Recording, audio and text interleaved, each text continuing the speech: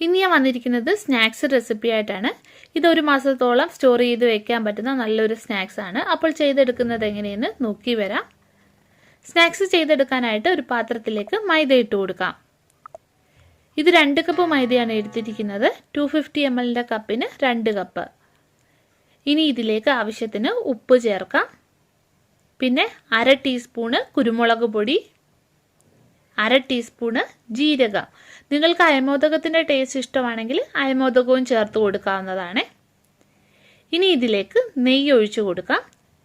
ഞാൻ ഇതിൽ total 3 table spoon നിറച്ച് നെയ്യാണ് ഒഴിച്ചു കൊടുത്തിട്ടുള്ളത്. നിങ്ങൾക്ക് നെയ്യുടെ ടേസ്റ്റ് ഇഷ്ടമല്ലെങ്കിൽ നെയ്ക്ക് പകരം സൺഫ്ലവർ ഓയിലോ അതല്ലെങ്കിൽ വെജിറ്റബിൾ ഓയിലോ ഒഴിച്ചു കൊടുക്കാവുന്നതാണ്.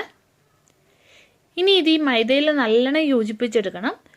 ഈ മാവ് നമ്മൾ പിടിക്കുമ്പോഴത്തേക്ക് ഇതുപോലെ ഉരുട്ടിയെടുക്കാൻ പറ്റുന്ന പരുവത്തിൽ ആക്കിയെടുക്കണം. ഇതാണ് കറക്റ്റ് പരുവ്. അത്രയ്ക്ക് നിങ്ങൾ എണ്ണ ചേർത്ത് കൊടുക്കണം.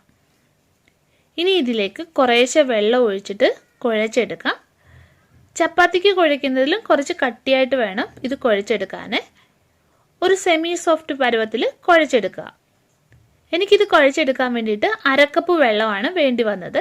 പിന്നെ ഓരോ മൈദയുടെ അനുസരിച്ചിട്ട് മാറ്റം വരാം. അപ്പോൾ കുഴച്ചെടുത്തിട്ടുണ്ട്. ഇനി ഇതൊന്ന് അടച്ചിട്ട് 10 മിനിറ്റ് നമുക്ക് മാറ്റി വയ്ക്കാം.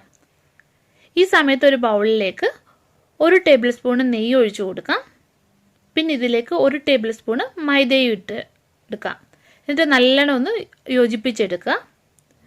നിങ്ങൾ എത്രയാണോ നെയ്യ് എടുക്കുന്നത് അത്ര തന്നെ മൈദയും ഇടണം. നെയ്ക്ക് പകരം ഓയിലും എടുക്കാവുന്നതാണ്, നെയ്യ് ഇഷ്ടമല്ലാത്തവർക്ക്. അപ്പോൾ 10 മിനിറ്റ് കഴിഞ്ഞിട്ടുണ്ട്. ഇനി ഇത് നമുക്ക് തുല്യമായിട്ട് ഡിവൈഡ് ചെയ്തെടുക്കാം. 8 ഉരുളയാക്കി എടുത്തിട്ടുണ്ടായിരുന്നു. ഇതിൽ 2 എണ്ണം ചെറുതാണ്, അതുകൊണ്ട് ഞാനത് ഒരെണ്ണം ആക്കി എടുത്തു. അങ്ങനെ 6 എണ്ണം ഞാൻ തയ്യാറാക്കി എടുത്തിട്ടുണ്ട്. ഇനി ഇത് പരത്തിയെടുക്കണം. അപ്പോൾ നമുക്കിത് പരത്തിയെടുക്കാം. നല്ല നൈസായിട്ട് വേണം ഇത് പരത്തിയെടുക്കാൻ. ഒട്ടും തന്നെ കട്ടിയായിട്ട് പരത്തല്ല, നല്ല നൈസായിട്ട് പരത്തിയെടുക്കുക.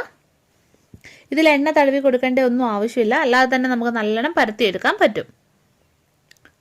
ഞാനിതൊരു ചപ്പാത്തി കല്ലിൻ്റെ അളവിലല്ല, ഒരേ അളവിൽ പരത്തിയെടുക്കുകയാണ്.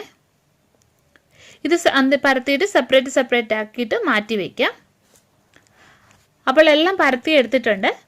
പരത്തുമ്പോൾ നല്ല കട്ടി കുറച്ചിട്ട് പരത്തിയെടുക്കുക. അപ്പോൾ 6 എണ്ണവും പരത്തിയെടുത്തിട്ടുണ്ട്. ഇനി ഈ ഒരെണ്ണത്തിൻ്റെ മുകളിൽ നമ്മൾ എണ്ണയും മൈദയും മിക്സ് ചെയ്ത് വെച്ചിട്ടില്ലേ, അത് നല്ലോണം പുരട്ടി കൊടുക്കാം. ഒരു സ്പൂൺ വെച്ചിട്ടോ അതല്ലെങ്കിൽ ഒരു ബ്രഷ് വെച്ചിട്ടോ നല്ലോണം പുരട്ടി കൊടുക്കുക, അല്ലെങ്കിൽ കൈ വെച്ചിട്ട് പുരട്ടി കൊടുത്താലും മതി. ഇനി ഇതിൻ്റെ മുകളിലേക്ക് വേറൊരു ഷീറ്റ് വയ്ക്കാം. ഇനി അതിൻ്റെ മുകളിലും ഇതുപോലെ തന്നെ നെയ്യ് പുരട്ടി കൊടുക്കുക. അങ്ങനെ എല്ലാം നമുക്ക് ചെയ്തെടുക്കാം. ഇനി ലാസ്റ്റ് ഷീറ്റ് നമുക്ക് ഇതിൻ്റെ മുകളിൽ വയ്ക്കാം. ഇനി പതുക്കെ ഒന്ന് പരത്താം. ഇനി ഇതിൻ്റെ അരിക് നമുക്ക് കട്ട് ചെയ്ത് മാറ്റാം. അത് നമുക്ക് ഫ്രൈ ചെയ്തെടുക്കാവുന്നതാണ്. ഇനി ഇതുപോലെ കട്ട് ചെയ്യാം. ഇനി ഈ ഒരു ഷീറ്റ് എടുക്കുക. എന്നിട്ട് ചെറുതായി ഒന്നിട്ട് പരത്തി കൊടുക്കുക. എന്നിട്ട് ട്രയാങ്കിൾ ഷേപ്പിൽ നമുക്ക് കട്ട് ചെയ്തെടുക്കാം.